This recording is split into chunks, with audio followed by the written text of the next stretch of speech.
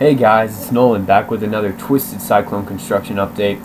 And today I went to Six Flags over Georgia and they have made significant progress on Twisted Cyclone.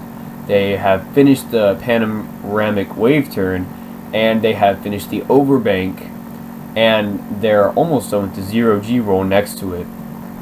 Now honestly, as the ride is starting to take shape, it really looks like it will surprise some people.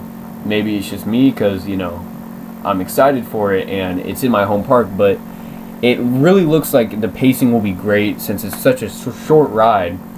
But I'm very excited and I hope you guys are too, because this will look like a great ride indeed.